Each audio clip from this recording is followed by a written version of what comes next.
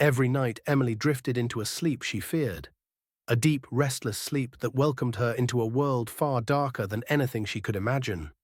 It wasn't just a nightmare, no, it was something much more sinister, something that seemed to follow her every night. It felt real, painfully so, like the boundaries between the waking world and the dream world had completely dissolved. It all began 2 weeks ago. Emily had been living a fairly ordinary life in her small apartment. A typical woman in her late 20s, she worked as a marketing analyst for a prestigious firm. Her life was comfortable, safe, but that comfort shattered when she experienced the first dream. She remembered it so vividly, as if it had occurred just moments ago. The details never left her mind, always lurking in the corner of her thoughts. In the dream, Emily found herself standing in the middle of an empty street. The night air was thick, heavy with an unnatural silence. The sky above her was pitch black, not a star to be seen. The streetlights flickered, casting unsettling shadows that danced around her. There was no one around, no sound, no life, just her and the oppressive stillness. She could feel her heart pounding in her chest, but she didn't know why. She turned around, and that's when she saw it. A figure in the distance, moving toward her with slow, deliberate steps. It was tall, impossibly tall, its body cloaked in darkness, its features hidden in the deep shadows of its form. Emily wanted to run, but her feet felt glued to the ground. The figure continued to approach, closer, closer, until she could feel the chill of its presence. A cold, suffocating presence that made her skin crawl, and then, just as the figure was about to reach her, she woke up, gasping for air, drenched in sweat, her heart racing. At first, Emily thought it was just a bad dream, a figment of her subconscious mind working through stress, perhaps.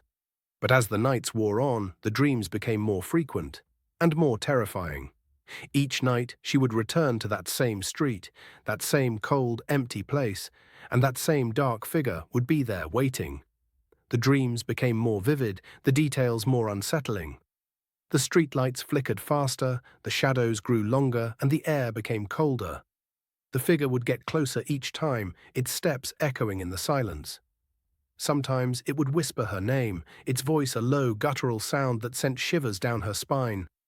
The whispers began to invade her waking hours. She'd hear them faintly in the background, barely audible, but always there.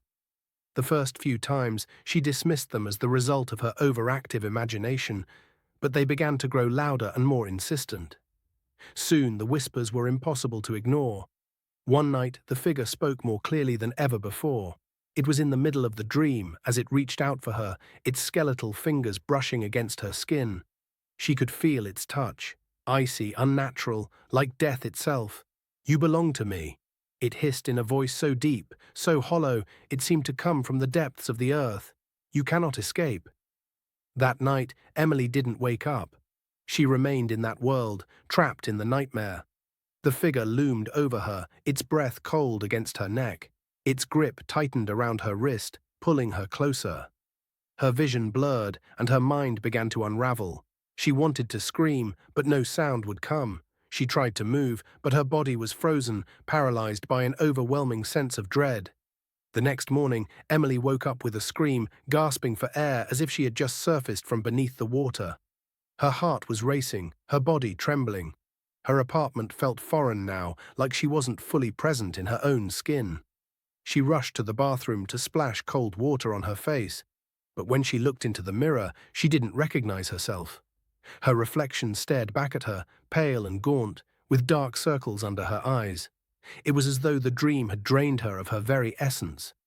Emily tried to tell herself that it was all just a bad dream. But it wasn't. It couldn't be. She was beginning to lose touch with reality.